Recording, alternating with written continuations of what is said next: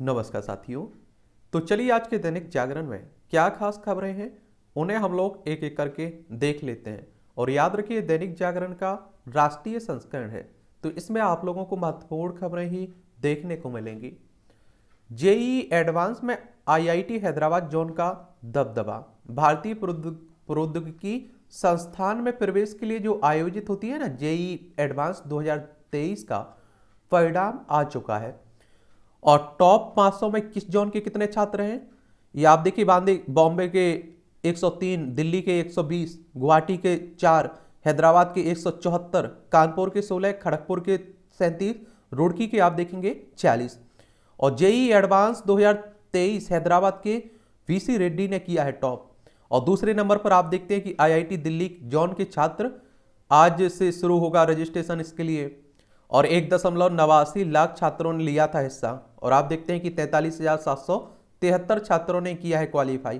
13 विदेशी छात्रों और 155 ओसीआई छात्रों ने भी अर्जित की है परीक्षा में सफलता। टॉप 10 में आप देखिए 6 हैदराबाद के हैं। कहाँ के? हैदराबाद के हैं। तो चलिए मेहनत करते रहिए और आप देखिए कि आप भी जिस एग्जाम की तैयारी करें उसमें मन लगा के लगे रहिए, आपको भी सफलता मिलेगी। भाई को बचाने आई 2 बहनों की गोली मारकर हत्या। ये आप देखिए आरके पुरम थाना क्षेत्र के डॉक्टर अंबेडकर बस्ती में बदमाशों ने, ये आप देखेंगे दिल्ली की बात है, देख रहे हैं आप लोग।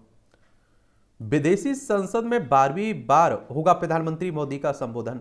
पहली बार अमेरिका की राजकीय यात्रा पर जा रहे प्रधानमंत्री नरेंद्र मोदी 22 जून को अमेरिकी संसद के संयुक्त अधिवेशन को संबोधित करेंगे। यह मोदी का अमेरिकी कांग्रेस में दूसरा और विदेशी संसद में 12वां संबोधन होगा। मोदी पहले पीएम हैं जिन्होंने सबसे ज्यादा बार दूसरे देशों के संसद में भाषण दिया है। अभी हाल ही में जाने वाले हैं ना। आपातकाल इतिहास का काला युग मोदी साहब कह रहे हैं। ये आप देखिए 1975 से 77 के बीच जो हमारे देश में राष्ट्रीय आपातकाल लगाया गया था ना, उसी को लेकर बात हो रही है। इंदिरा गांधी के समय की बात हो रही है। मन की बात पे प्रधानमंत्री ने बगैर नाम लिए कांग्रेस पर फिर साधा निशाना। कहा, मैं चाहता हूं कि नई पीढ़ी भी आजादी को खतरे में डालने वालों को जाने। और आप देखते हैं कि चकवात विपर्जय का जिस हिम्मत और तैयारी के साथ लोगों ने सामना किया है वह अभूतपूर्व है। कच्छ एक बड़े नुकसान के बाद फिर उठ खड़ा हुआ है। बड़े से बड़ा लक्ष्य हो, कठिन से कठिन चुनौती, भारत के लोग सामूहिक ताकत से हर चुनौती का हल निकाल सकते हैं। और आप देखते हैं कि न्याय, साफ और ईमानदारी से प्रयास किया जाए तो कोई भी लक्ष्य कठिन नहीं है। प्रबंधन में छत्रपति शिवाजी महाराज का कोई तोड़ नहीं था। वीरता के साथ ही हम छत्रपति शिवाजी महाराज के प्रबंधन कौशल को जाने और उनसे सीखें, और इससे हमारे अंदर हमारी विरासत पर गर्व बोध भी जागेगा और कर्तव्यों की प्रेरणा भी मिलेगी। और आप देखिए इन्होंने कहा है 2025 तक टीबी मुक्त होने की बात की है। योग दिवस में सभी हिस्सा लें, ये भी प्रधानमंत्री साहब ने कहा है। 21 जून को योग दिवस मनाया जाता है ना, तो उसी की बात हो रही है। नौकरशाही और राजनीति में विश्वास का संकट है, ये हमारे कौन कह रहे हैं? रक्षा मंत्री साहब कह रहे हैं। सिविल सेवकों को दी महात्मा गांधी का चेहरा याद रखने की नसीहत। कहा, आईएएस अधिकारी होने का अहंकार मन में नहीं आना चाहिए। रक्षा मंत्री साहब कह रहे हैं, आप देखेंगे ये सात्विक और चिराग की जोड़ी ने रचा, आप देखेंगे इतिहास। भारतीय बैडमिंटन खिलाड़ी है ना सात्विक साईराज रैंकी रेड्डी और चिराग शेट्टी की भारतीय जोड़ी ने Indonesia open super 1-4 badminton tournament का खिताब जीतकर अपने इतिहास रच दिया है। देवरिया में 24 घंटे में आप देखिए 52 की मौत। बलिया में 9 दिन में 103 की गई जांच, लू की लपेट में आप देखेंगे। बंगाल पंचायत चुनाव, दिन हटा में भाजपा कार्यकर्ता की हत्या। देखिए पश्चिम बंगाल में जब भी आप देखते हैं कि चुनाव होता है कुछ ना कुछ यहां बवाल मचा होता है। देखिए कोलकाता इसकी राजधानी है। आप देखिए उड़ीसा, झारखंड, बिहार, सिक्किम, असम से सीमा लगती है। अंतर्राष्ट्रीय सीमा इसकी नेपाल, भूटान, बांग्लादेश से लगती है। एक बात याद रखिए, जो स्थानीय चुनाव होते हैं ना पंचायतों की, ये हर राज्य में आप देखते हैं कि उनका चुनाव आयोग होता है। जैसे आप देखिए पश्चिम बंगाल में पश्चिम बंगाल चुनाव आयोग होगा, उत्तर प्रदेश में उत्तर प्रदेश निर्वाचन आयोग, यही आपकी सरपंचों, जो नगर पंचायत, नगर पालिका, नगर निगम, इन सब के चुनाव करवाता है। और जो आप देखते हैं विधानसभा, विधान परिषद, राज्यसभा, लोकसभा, राष्ट्रपति, उपराष्ट्रपति, इनके लिए इलेक्शन कमीशन ऑफ इंडिया है, भारतीय निर्वाचन आयोग है। एक संवैधानिक संस्था है, संविधान के अनुच्छेद 324 के तहत उसकी स्थापना की गई है। और आप देखेंगे कि 25 जनवरी 1950 में स्थापना हुई थी। नई दिल्ली में हेडक्वार्टर देखने को मिलेगा। और सुकुमार सेन पहले मुख्य चुनाव आयुक्त थे हमारे।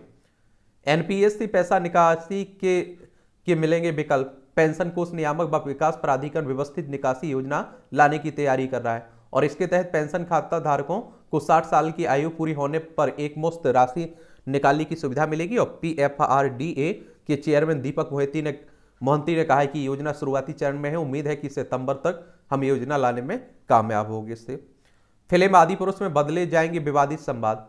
अब आप देखते हैं कि हमारे देश में कोई भी मूवी आती है, मुझे यही समझ में नहीं आता है कि सेंसर बोर्ड काम क्या करता है। वो आप देखते हैं जानता नहीं, इस मूवियों की देख रेख नहीं करता है, फिर आप देखते हैं कि कुछ उसमें बदलाव किए जाते हैं, किसी की भावनाएं भड़क जाती हैं। तो अभी जो मूवी आई हुई है उसी को लेकर आप देखते हैं कि बड़ा इसमें हनुमान जी को बड़ा मॉडलिंग दिखाया गया है और हनुमान बहुत सारे डायलॉग हैं जिसमें आप देखिए लेकर क्या हो रहा है, विरोध हो रहा है। गीता प्रेस को मिलेगा 2021 का गांधी शांति पुरस्कार, कांग्रेस ने किया विरोध।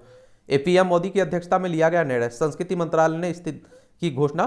गोरखपुर स्थित गीता प्रेस की सामाजिक आर्थिक क्षेत्र में योगदान के लिए मिलेगा पुरस्कार, गांधी ने कहा।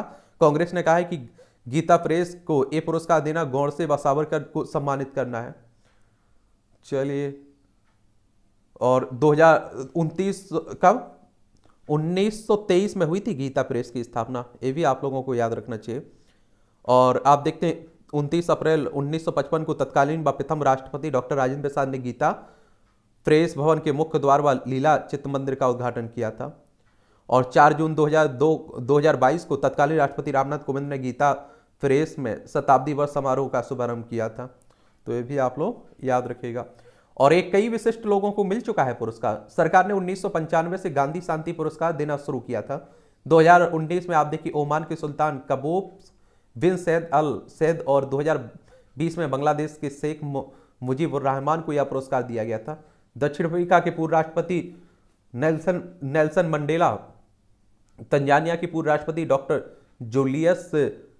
जूलियस नेरेरे सहित कई लोगों को यह पुरस्कार मिलता है। इसमें आप देख इसरो, रामकृष्ण मिशन और बांग्लादेश ग्रामीण बैंक, विवेकानंद केंद्र, अक्षयपात्र, सुलभ इंटरनेशनल को भी ये पुरस्कार दिया गया है। तो इस पुरस्कार में भी आप लोग याद रखा करिएगा।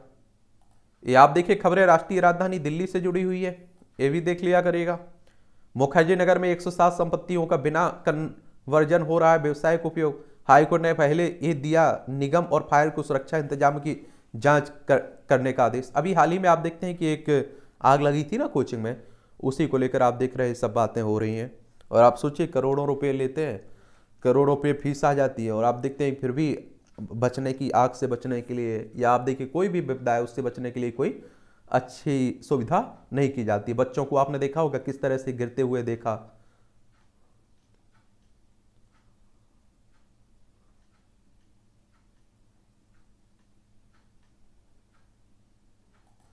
महत्वपूर्ण मुद्दों पर मंथन के लिए रक्षा मंत्रालय आयोजित करेगा चिंतन शिविर।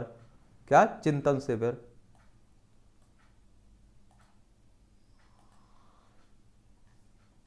यूक्रेन विवाद पर असर G20 शिखर सम्मेलन पर भी संभव है। अमेरिका, पश्चिमी देशों व रूस के बीच सहमति बनाने की कोशिश जारी है। सहमति के लिए G20 देशों को आगामी शेरपा बैठक होगी अहम। और विकास मंत्रियों की बैठक के बाद जारी नहीं हो सका साझा घोषणा पत्र। और G20 की बात करें तो ग्रुप ऑफ 20 की बात हो रही है। इसकी स्थापना 26 सितंबर 1999 में हुई थी। और इसके उद्देश्य की अगर हम लोग बात करें तो आप देखिए वैश्विक अर्थव्यवस्था में प्रमुख मुद्दों पर चर्चा करने के लिए व्यवस्थित रूप से महत्वपूर्ण औद्योगिक और विकासशील अर्थव्यवस्थाओं को एक साथ लाना है। और 20 सदस्यों में आप देखिए अर्जेंटीना हो गया, ऑस्ट्रेलिया हो गया, Brazil, Canada, China, France, Germany, Bharat, Indonesia, Italy, Japan, Mexico, दक्षिण कोरिया, रूस, सऊदी अरब, दक्षिण अफ्रीका, टर्की, यूनाइटेड किंगडम, संयुक्त राज्य अमेरिका और यूरोपीय संघ आपको देखने को मिलेगा।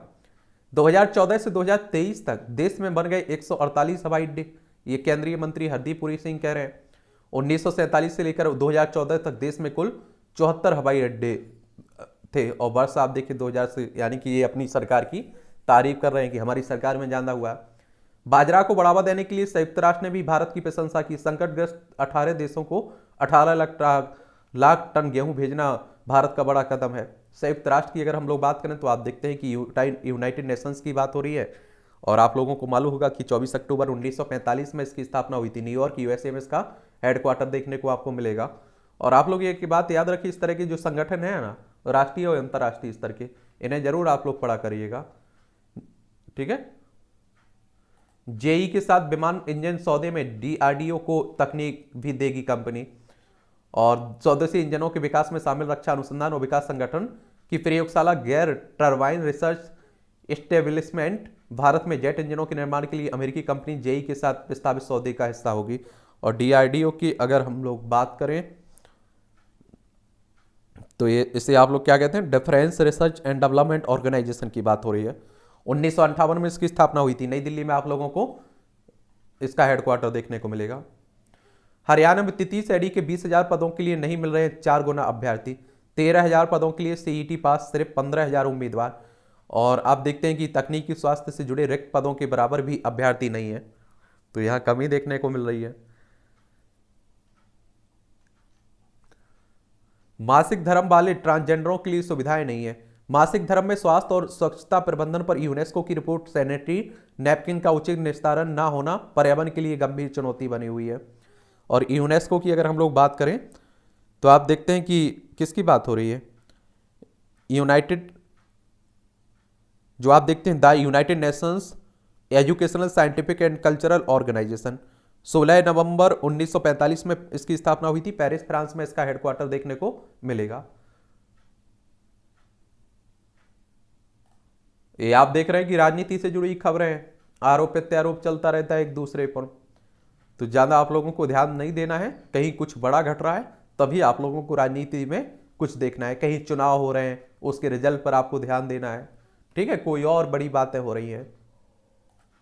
नीम नदी को लोगों के सामूहिक प्रयास ने किया पुनर्जीवित, मोदी साहब करें। पीएम नरेंद्र मोदी ने मन की बात में जनता के सामूहिक प्रयास को सराहा और कहा नीम नदी के उद्गम स्थल पर विकसित किया जा रहा है अमृत सरोवर। ये आप देखिए नीम नदी की अगर हम लोग बात करें,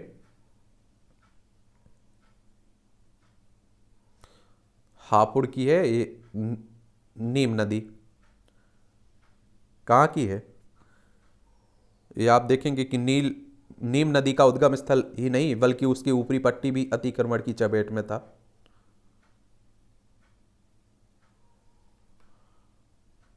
चलिए तो इसके बारे में भी याद रखिएगा।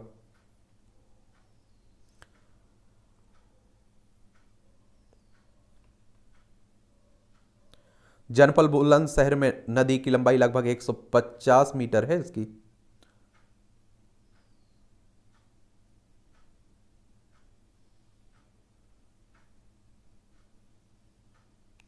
इसे बरसाती नदी के नाम से भी आप लोग जानते हैं। केदारनाथ मंदिर के स्वर्ण मंडित गर्भगृह मामले में मुख्य सचिव को जांच का आदेश दिया गया। पर्यटन व धर्मस्व मंत्री सतपाल महाराज ने मुख्य सचिव से दुष्प्रचार करने वालों के विरुद्ध मुकदमा दर्ज करने को कहा है।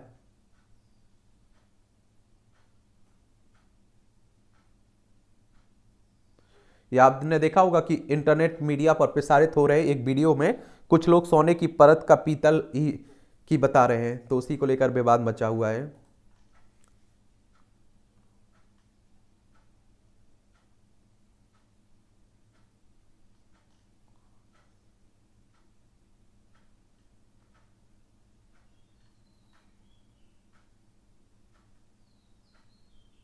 चीन इस सीमा पर कठिन परीक्षा से गुजर युवा तैयार हैं। सेना में ने आत्मरक्षा के साथ पर्वतारोहण व अत्यधिक ठंडे में खुद को बचाने का दिया है प्रशिक्षण। और चाइना यानी कि आप देखिए, ये देखिए लद्दाख हो, हिमाचल प्रदेश, उत्तराखंड, सिक्किम, अरुणाचल प्रदेश, 5 राज्यों की सीमा लगती है हमारी चाइना से पड़ोसी।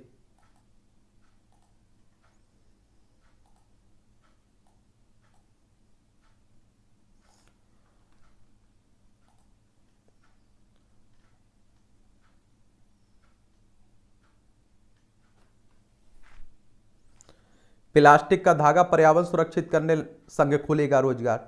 उत्तर प्रदेश के रामपुर में बन रही प्लास्टिक की बोतलों से धागा बनाने वाली इकाई 4 माह में शुरू होगा उत्पादन। और ये आप देखिए अच्छी बात है, इससे आप देखते हैं कि पर्यावरण में जो प्लास्टिक आता है ना उसका भी निस्तारण हो सकेगा इस तरह से। आजकल आप लोग देख रहे हैं कि सबसे ज्यादा चर्चा में बना हुआ है एआई, आर्टिफिशियल इंटेलिजेंस, और जिसे आप लोग कृत्रिम बुद्धिमत्ता के नाम से भी जानते हैं।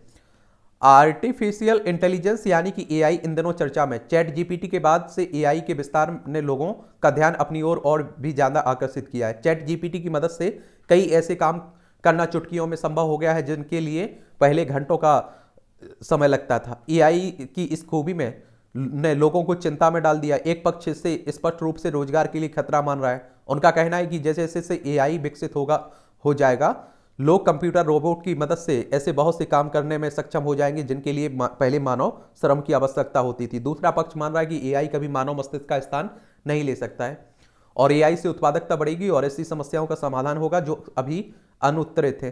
चिकित्सा और कृषि आदि क्षेत्रों में एआई से अपार संभावनाएं बन सकती हैं। हाल ही में केंद्रीय मंत्री राजीव चंद्रशेखर ने कहा है कि अगले कुछ साल तक एआई से रोजगार पर खतरा नहीं है। एआई अभी उस स्तर तक नहीं पहुंचा है कि वह परिस्थिति के हिसाब से सोचकर निर्णय ले और उसके बयान में भविष्य में ऐसा होने की आशंका दिख रही है। एआई के प्रसार के बीच इससे संभावित लाभ हानि और चुनौतियों की पड़ताल हम सभी के लिए बड़ा मुद्दा है। और आप देखिए कि कभी मशीन, आप लोगों को मालूम होना चाहिए कि इंसान का स्थान नहीं ले सकती है और 4.4 लाख करोड़ डॉलर सालाना हो सकता है वैश्विक अर्थव्यवस्था में एआई का योगदान।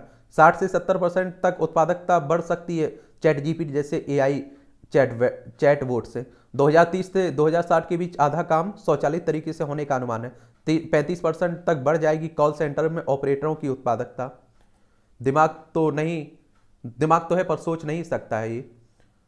और आप देखते हैं कि आर्टिफिशियल इंटेलिजेंस यानी कि एआई कृत्रिम तरीके से विकसित की गई बुद्धिमत्ता है। यह पूरी तरह डाटा उसके एनालिसिस पर केंद्रित है। इसमें सॉफ्टवेयर और एल्गोरिथम से डाटा का पैटर्न पहचाना जाता है। भविष्य में जैसे ही मशीन को उस पैटर्न का अन्य डाटा मिलता है, वह उसके अनुरूप परिणाम दे देती है।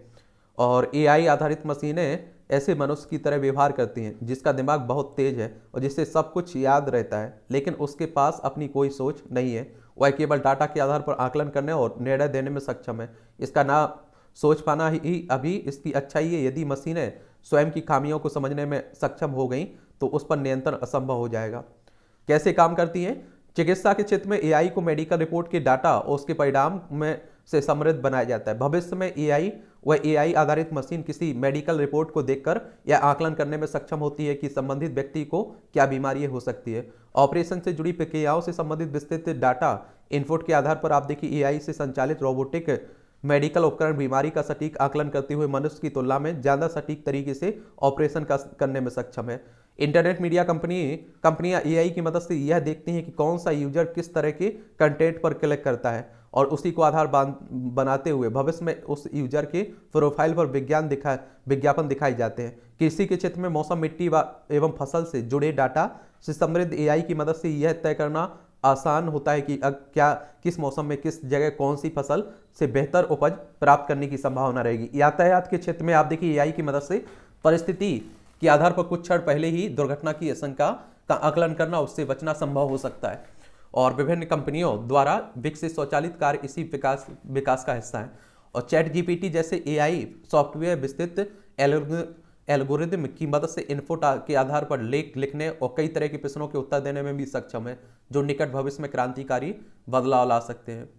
और प्रोग्रामिंग के 4 चरण हैं। सीखना, प्रोग्रामिंग के इस चरण में डाटा जुटाया जाता है और नियम तय किए जाते हैं कि कैसे उस डाटा से परिणाम पाया जाएगा। इन्हीं नियमों को एल्गोरिथम कहा जाता है और इसी से प्रोग्रामिंग चरणबद्ध तरीके से परिणाम तक पहुंचते हैं।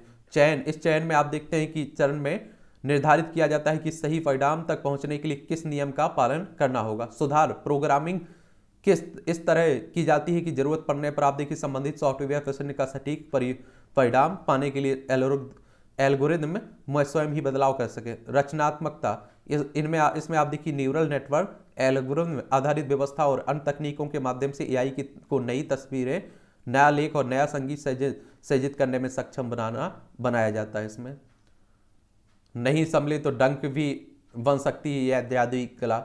एआई लोगों के लिए जादुई कलम की तरह काम कर सकती है। यह विचारों को तथ्यों के साथ मिलाकर वांछित जानकारी का रूप दे सकती है। वही गलत सोच के साथ एआई डंक बनकर स्थापित कामकाज और प्रक्रियाओं को बाधित करते और वे गंभीर नुकसान भी पहुंचा सकती है। पहले सरकार और समाज सबके लिए विचारणीय। अब आप देखिए, आप सभी जानते हैं कि अगर आप दुरुपयोग करना चाहें तो हो सकता है, बिल्कुल हो सकता है। एआई से काम जल्दी होता है, उत्पादों की गुणवत्ता सुनिश्चित करना आसान होता है और धोखाधड़ी पर नजर रखना संभव होता है। कई क्षेत्रों में एआई का प्रदर्शन मनुष्य की तुलना में बेहतर देखा गया है। इस स्वास्थ्य क्षेत्र में इलाज की लागत कम करने और परिणाम बेहतर करने में एआई ने बहुत अच्छे नतीजे दिए। एआई की मदद से मेडिकल जांच आसान एवं तेज हुई है और अपॉइंटमेंट तय करने से लेकर इलाज की पूरी प्रक्रिया एआई मदद से मिल रही है। कारोबार में एनालिटिक्स और कस्टमर रिलेशनशिप में मैनेजमेंट में एआई सहायक सिद्ध हो रही है। कई बैंक आज चैटबॉट के माध्यम से अपनी सेवाएं दे रहे हैं। ग्राहक अपनी सी बहुत सी जरूरी बातें चैटबॉट से पूछकर उसका उत्तर पा सकते हैं और इससे व्यवस्था तेज हुई है। शिक्षा में कई कार्यों को ऑटोमेटिक करते हुए शिक्षकों को मूल काम के लिए ज़्यादा समय मिल सकता है। छात्रों की ज़रूरत को समझकर उसके अनुरूप निर्णय लेने में भी एआई मददगार है। कुछ विषयों पर एआई से मिला इनपुट बहुत लाभदायक हो सकता है। वित्तीय क्षेत्र में पर्सनल फाइनेंस के क्षेत्र में एआई सॉफ्टवेयर का प्रयोग देखा जा रहा है और इससे कई लंबी प्रक्रियाओं को आसानी से पूरा करना संभव होगा। और वॉल स्ट्रीट में ट्रेडिंग में भी एआई सॉफ्टवेयर मदद कर रहे हैं। मनोरंजन व मीडिया के क्षेत्र में यूजर्स की पसंद के हिसाब से विज्ञापन तय करने, फ्रॉड का पता लगाने, स्क्रिप्ट तैयार करने से लेकर फिल्में बनाने तक एआई का प्रयोग देखा जा रहा है। न्यूज रूम की उत्पादकता बढ़ाने में भी एआई का प्रयोग देखने को मिल रहा है।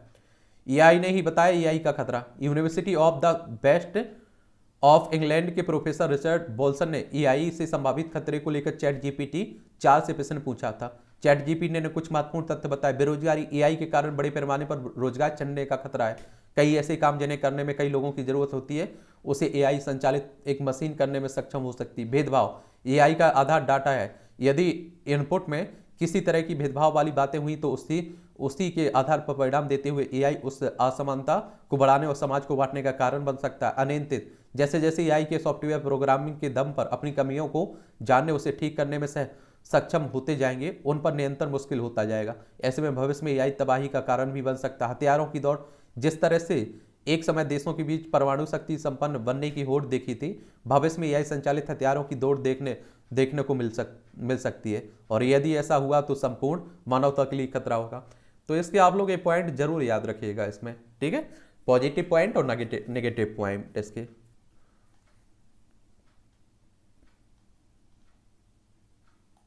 ये आप लोग देख रहे हैं कि एक मामला काफी चर्चा में बना हुआ है, वो है समान नागरिक संहिता। और जो आप देखिए वर्तमान में पार्टी सत्ता में भारतीय जनता पार्टी, इसके 3 कोर मुद्दे थे। एक तो आप देखते हैं कि राम मंदिर बनाना, 370 हटाना जम्मू कश्मीर से, एक है समान नागरिक संहिता को लागू करना। तो वही बातें चल रही हैं, 2 मुद्दे उनके खत्म हो चुके हैं, एक बचा हुआ है। तो कहा जा रहा है कि इस चुनाव के पहले हो सकता है कि ये भी हो जाए। तो समय की मांग है समान नागरिक संहिता। चलिए इसे देख लीजिए। कानून निजी नहीं हो सकते हैं। किसी पंथनिरपेक्ष राष्ट्र में विश्वास आधारित सांप्रदायिक समूहों के लिए निजी कानून का कोई औचित्य नहीं है। संविधान निर्माताओं ने प्रत्येक नागरिक के लिए समान नागरिक संहिता का कर्तव्य राष्ट्र राज्य को सौंपा है। राष्ट्र राज्य का यह कर्तव्य संविधान की नीति निर्देशक तत्वों में है और नीति निर्देशक तत्व न्यायालय द्वारा परिवर्तनीय नहीं है। ऐसी संहिता राष्ट्रीय एकता के लिए भी अनिवार्य है। विधि आयोग ने हाल ही में समान नागरिक संहिता के संबंध में देश के सामाजिक एवं धार्मिक संगठनों से सुझाव मांगे हैं। विधि आयोग का यह कार्य प्रशंसनीय है, पर कांग्रेस ने इसका विरोध करते हुए इसे मोदी सरकार का ध्रुवीकरण एजेंडा बताया, जबकि तुष्टीकरण कांग्रेस की अपनी नीति है। ध्रुवीकरण का आरोप इसी का विस्तार है। कांग्रेस दीर्घ काल तक सत्तारूढ़ रही है, उसे बताना चाहिए कि उसने समान नागरिक संहिता लागू करने के संवैधानिक कर्तव्य पालन की दिशा में क्या कदम उठाए। समान नागरिक संहिता बहुत पहले से राष्ट्र का स्वप्न रही है और सांप्रदायिक निजी कानून महिला अधिकारों और आवधिक सशक्तिकरण में बाधा है। स्वाधीनता संग्राम के समय राष्ट्रवादी नेता वैकल्पिक सरकार और उसके संचालन के लिए नए संविधान को लेकर सजग थे।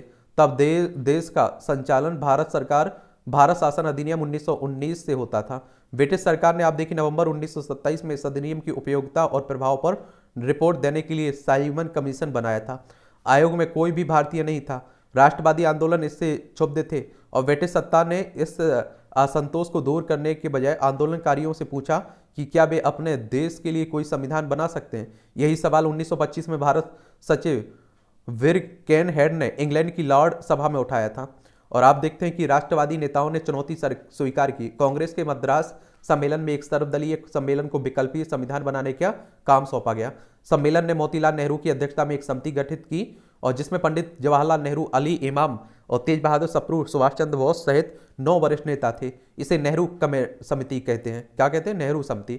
समिति ने 19 मौलिक अधिकार बनाए। इनमें महिलाओं को समान अधिकार देने का मौलिक अधिकार चर्चित था और राज्य को मजहब रिलीजन से मुक्त रखने की बात की गई थी। नेहरू रिपोर्ट में के तमाम अंश समान नागरिक संहिता में भी जुड़े हुए हैं और कांग्रेसी नेतागण अपने वरिष्ठों की भावनाओं के भी विरोधी हैं। राष्ट्रवादी आंदोलन का मौलिक विचार जाति, पंथ, लिंग और मजहब के भेद का विरोधी था।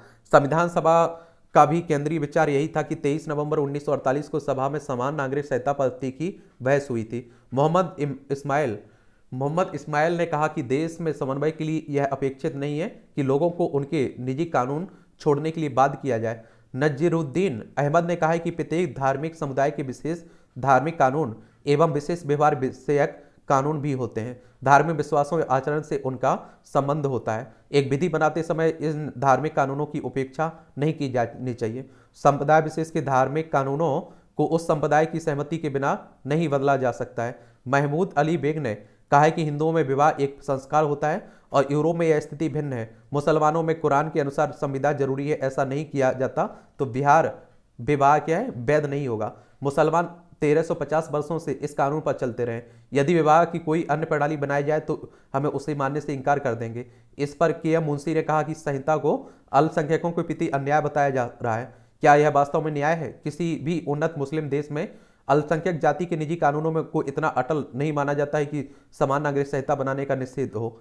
और तुर्की अथवा मिस्र में किसी अल्पसंख्यक को ऐसे अधिकार नहीं दिए गए हैं। कुछ हिंदू भी समान नागरिक संहिता नहीं चाहते हैं। उत्तराधिकार आदि के निजी कानून उनके धर्म का भाग है और इसी तरह आप महिलाओं को समानता नहीं दे सकते। मुंशी ने मुसलमानों से कहा है कि पूरे देश के लिए एक समान संहिता क्यों ना हो। मुस्लिम मित्र समझ लें कि जितना जल्दी हम अलगाववाद की भावना को भूल जाएंगे उतना ही देश के लिए अच्छा होगा।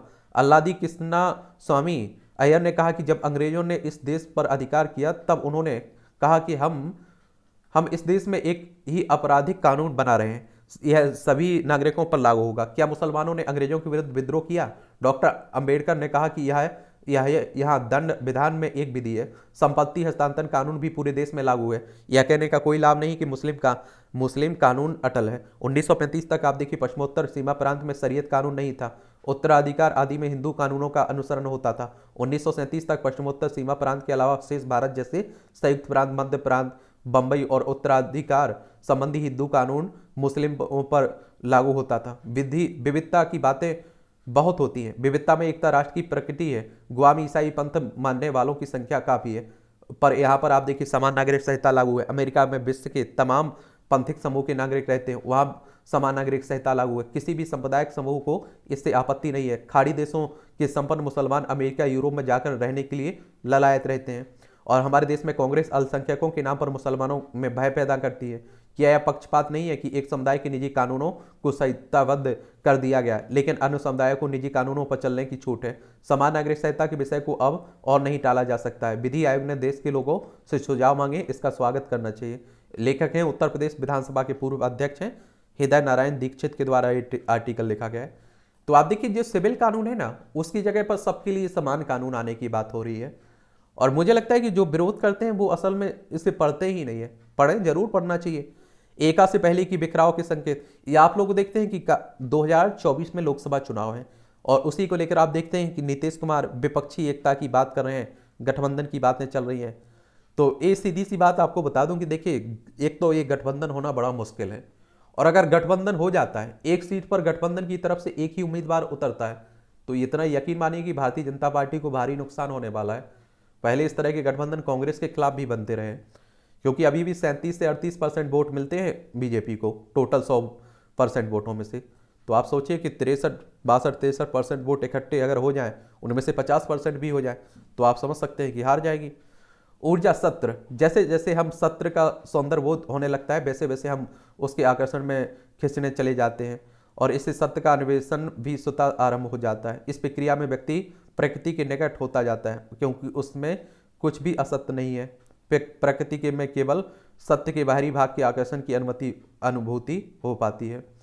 चलिए, सत्य की बात, सत्य को थोड़ा बहुत तो मानना चाहिए। मुझे लगता है कि इससे दूर नहीं जाना चाहिए। ये बंगाल की चुनावी हिंसा जो हो रही है, सब उसी को लेकर बातें हो रही हैं। मतांतरण, ये आप देखते हैं कि आजकल धर्म परिवर्तन के मामले भी सामने बहुत आ रहे हैं और आप देखिए धर्म परिवर्तन, हमारा संविधान क्या कहता है इसमें, ये आप लोग बताइएगा।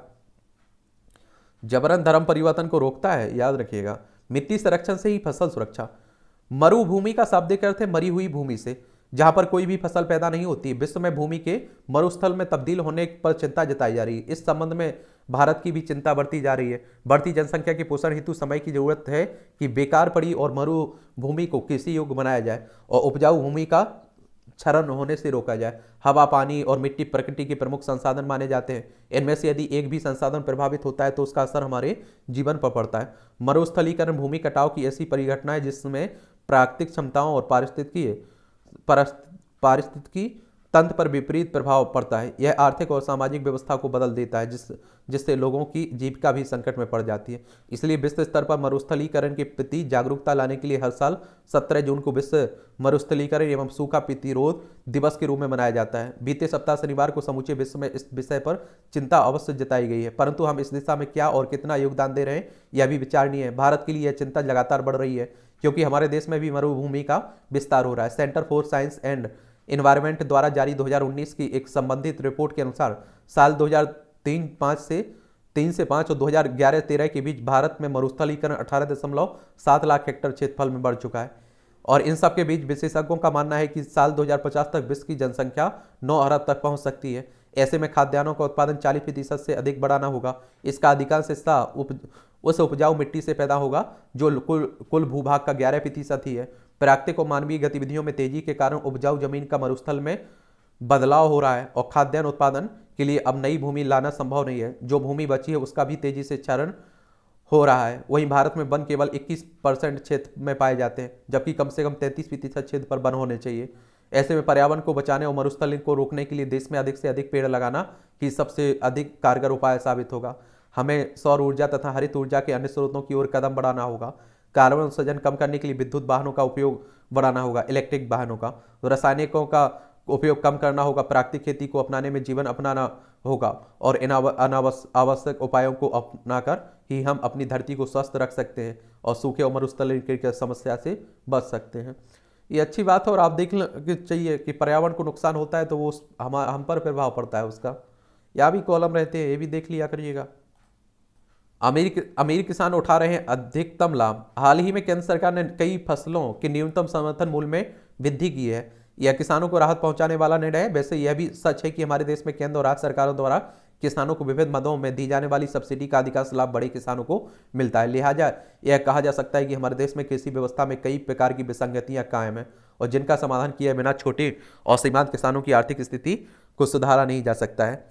और आप लोगों को एक बात मालूम होनी चाहिए, आर्थिक मल्टीप्लायर है कृषि व्यवस्था में सुधार कि मिनिमम सपोर्ट प्राइस की होती है कि कम से कम आपकी फसल का इतना दाम तय होगा, बुआई से पहले ही तय किया जाता है। लेकिन आप देखते हैं कि बहुत ही कम लोग फायदा उठा पाते हैं सरकारी मूल्य का। उसमें भी अब देखिए सरकारी दुकानों तक ले जाइए और फिर आप देखते हैं वहाँ तुलाई में टाइम लगता है, फिर पैसे आने में टाइम लगता है और किसान जल्दी में रहता है तो वो आप देखते हैं काटता है और खेत पे ही आप देखते हैं कि जो व्यापारी आते हैं उन्हीं को बेच देते हैं, कम पैसे मिलते हैं। भले आप देखेंगे मिशन एडमिशन खरी मेरे गांव के मांगू काका की आंखें पर भी शहर के महंगे इंग्लिश मीडियम स्कूल की चकाचौंध का चश्मा चढ़ चुका है और आजकल ये तो हर जगह देख रहे हैं। खरी एक तरह से तंज कसा जाता है। रामपथ से राजपथ की राय आप देखें, धर्मनगरी अयोध्या की बात हो रही है। कांग्रेस को भूपेश पर भरोसा, भाजपा को भरोसेमंद की तलाश। ये आप लोग देखेंगे छत्तीसगढ़ की बात हो रही है। छत्तीसगढ़ में भी इसी साल चुनाव है। चालू वित्त वर्ष में शुद्ध प्रत्यक्ष कर संग्रह में 11.78% की वृद्धि हुई है और आप देखिए 17 जून तक कुल आयकर संग्रह आप देखिए 4,19,388 करोड़ रुपए रहा है। 39,578 करोड़ रुपए की राशि आयकर दाताओं को रिफंड की गई है। MCA 21 पोर्टल से जुड़े मुद्दों पर मंत्रालय करेगा चर्चा और आर्थिकी की तेज गति से बढ़ने में मदद करे रहे सुधार। एक केंद्रीय वाणिज्य मंत्री पीयूष गोयल साहब कह रहे हैं। रिसाइकलिंग को बढ़ावा देने के लिए नीति लाएगी सरकार। जाइलम की 50% हिस्सेदारी खरीदेगा फिजिक्स वाला। देखिए आप लोग फिजिक्स वाला कितने से बढ़ रहा है। शीर्ष 10 में से 6 कंपनियों का पूंजीकरण 1.13 लाख करोड़ बढ़ा। FTA में सेवा के क्षेत्र के लिए समान अवसर चाहते हैं भारत ब्रिटेन। इस समान मुक्त व्यापार समझौते की बात हो रही है आप देखेंगे और दोनों पक्षों के बीच जनवरी 2021 में शुरू हुई थी द्विपक्षीय बैठक वार्ता और FTA को लेकर अब तक 10 बार किया जा चुका है विमर्श। इससे क्या होगा कि विदेशी व्यापार करने में आसानी होगी। 2030 तक 10 से $15 होगा रिलायंस का ग्रीन एनर्जी कारोबार। जून के पहले पखवाड़े में पेट्रोल और डीजल की बिक्री घटी। चालू वित्त वर्ष में 16,000 करोड़ का निवेश करेगा टाटा स्टील।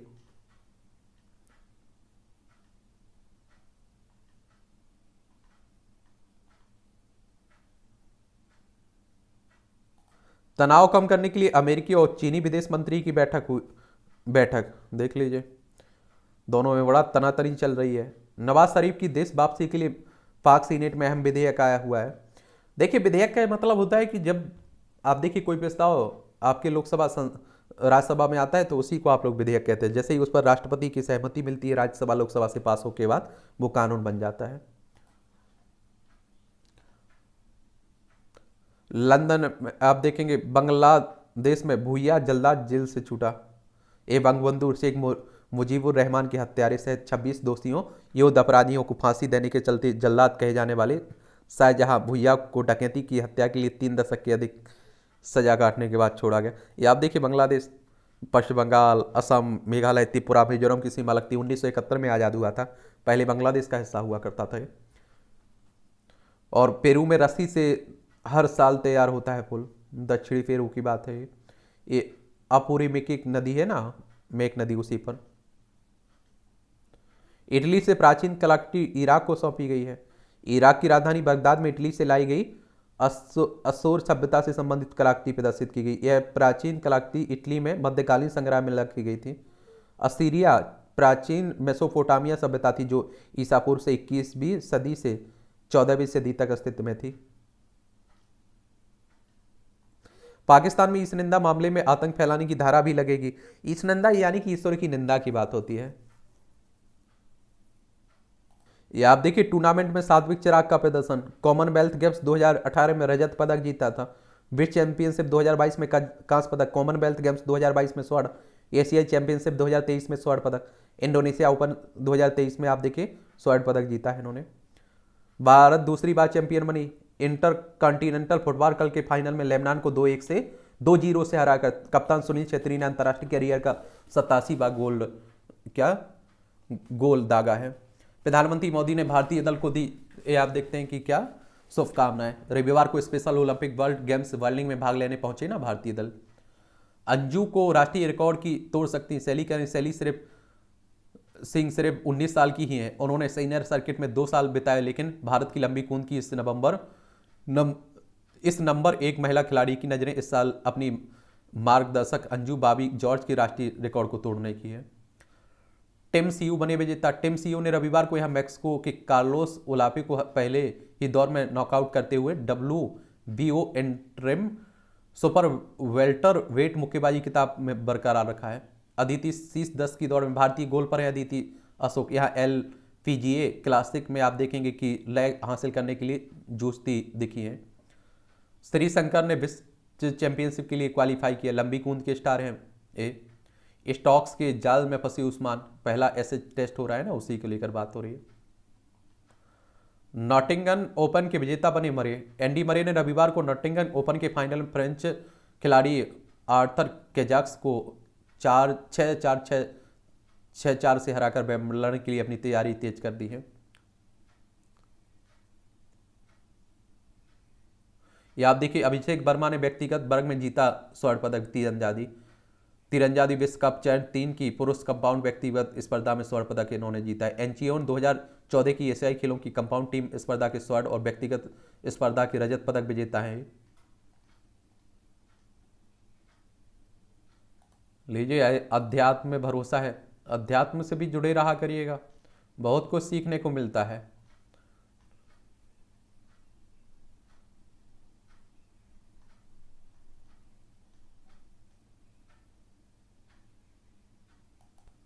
इन्हें भी देख लिया करेगा। यहाँ आप देखिए, परीक्षा के पॉइंट व्यू से भी कुछ महत्वपूर्ण पॉइंट मिल जाते हैं, जनरल नॉलेज के लिए भी मिल जाते हैं। इयान बाथम ने टेस्ट की पारी में शतक 8 विकेट का रिकॉर्ड बनाया। इंग्लैंड की क्रिकेट टीम के ऑलराउंडर खिलाड़ी इयान बाथम ने 1978 में आज ही अनूठा रिकॉर्ड अपने नाम किया था। लॉर्ड्स स्टेडियम में पाकिस्तान के खिलाफ टेस्ट मैच में वह एक पारी में शतक लगाने और 8 विकेट लेने वाले पहले खिलाड़ी बने थे। मैच में इंग्लैंड पारी और 120 रन से जीता था। इसरो का पहला स्वदेशी जियो stationery communication satellite launch. ISRO ने 1981 में आज ही पहले स्वदेशी जियो स्टेशनरी कम्युनिकेशन सैटेलाइट एप्पल को लॉन्च किया था। और इससे अंतरिक्ष विज्ञान के क्षेत्र में भारत की बड़ी उपलब्धि माना जाता है। कुछ वर्षों तक टेलीविजन और रेडियो प्रसारण के लिए प्रयोग किया गया के बाद इसे निष्क्रिय घोषित कर दिया गया। इसरो यानी कि इंडियन स्पेस रिसर्च ऑर्गेनाइजेशन की वो बात हो रही है। हमारी अंतरिक्ष एजेंसी है ना, 15 अगस्त 1969 में स्थापना हुई थी। बेंगलोर में हेडक्वार्टर देखने को मिलेगा। हिंदी की पहली लघु कथा के लेखक माने जाते हैं माधवराव सप्रे। प्रतिष्ठित लेखक एवं पत्रकार माधवराव सप्रे का जन्म 1871 में आज ही मध्य प्रदेश के दमोह में हुआ था। उनकी लिखी एक टोकरी भर मिट्टी को हिंदी साहित्य की पहली लघु कथा माना जाता है। क्रांतिकारी पत्रकार के रूप में भी उनकी लोकप्रियता रही है। लोकमान्य तिलक की पत्रिका मराठी केसरी से प्रेरित होकर हिंदी केसरी का प्रकाशन किया। देशद्रोह के आरोप में जेल भी गए। राष्ट्रवादी विचारों के प्रसार हेतु स्वदेशी आंदोलन और बायकॉट यूरोप के इतिहास से सीखने योग्य बातें जैसे उल्लेखनीय रचनाएं की इन्होंने। अब आप देखिए, पाचन तंत्र में गड़बड़ी से स्ट्रोक का ज्यादा खतरा है। आईबीडी के रोगियों में 13% अधिक पाया गया जोखिम। दोनों के बीच कारण तो नहीं, लेकिन सहसंबंध जरूरी है, आप देखेंगे। और आप लोगों को मालूम होना चाहिए कि आजकल स्टॉक के मामले भी ज्यादा देखने को मिल रहे हैं। इंडोनेशिया में कला उत्सव शुरू। इंडोनेशिया में अंतर्राष्ट्रीय ख्याति प्राप्त वाली कला महोत्सव के उद्घाटन अवसर पर रविवार को पारंपरिक पोशाक में नृत्य प्रस्तुत करती कला ग्रुप की सदस्य। 1 माह चलने वाली इस कला उत्सव में कला, हस्तशिल्प, वालिनी, व्यंजनों की प्रतियोगिताएं, सेमिनार, विविध प्रदर्शनी होती है। इस उद्देश्य कला और संस्कृति का जश्न मनाना, संरक्षित करना और विकसित करना है। 1979 में यह पहली बार आयोजित हुआ था। फूड पॉइजनिंग से बचाने में सहायक हो सकता है नया शोध। ये आप देखते हैं कि भोजन की वजह से कई बार हमें शारीरिक समस्याएं हो जाती हैं, जिससे फूड पॉइजनिंग सबसे आम और गंभीर समस्या है। खासकर अगर उन बच्चों को हो जाए जिनकी प्रतिरोधक क्षमता कम हो, तो यह जानलेवा भी हो सकती है। वे डायरिया और डिहाइड्रेशन के शिकार भी हो सकते हैं। जलवायु परिवर्तन से ज़्यादा कठिन हुई हवाई यात्रा। फिलहाल अमेरिका और उत्तरी अटलांटिक क्षेत्र ज़्यादा प्रभावित है इससे। होली खेलने पुतिन, किम जोंग और मस्क ने लुभाया। इंटरनेट पर छाई एआई से बनी हस्तियों की तस्वीरें। आजकल जो आर्टिफिशियल इंटेलिजेंस है, उससे कुछ भी संभव हो रहा है। ये मूवियों से जुड़ी खबरें हैं, पढ़ना हो तो पढ़ लीजिए। और इस तरह से आप देखेंगे कि आज की कहानी क्या होती है। आज के न्यूज़पेपर की कहानी खत्म होती है। आप लोग पढ़ते रहिए, मेहनत करते रहिए। आपके कोई भी सवाल हो, मेरे लिए सुझाव हो, तो आप लोग बता सकते हैं। बस आप लोग मेहनत करते रहिए, टाइम बर्बाद मत करिए और अपने लगे रहिए। आजकल आप देख रहे हैं कि एग्जाम का पैटर्न भी बदल रहा है। पैटर्न कहने का मतलब है कि प्रीलिम्स के क्वेश्चंस का। और आप देख रहे हैं कि थोड़े कठिन बन रहे हैं, टफ बन रहा है, तो थोड़ी मेहनत आपको और अच्छे से करनी होगी उसमें। ठीक है।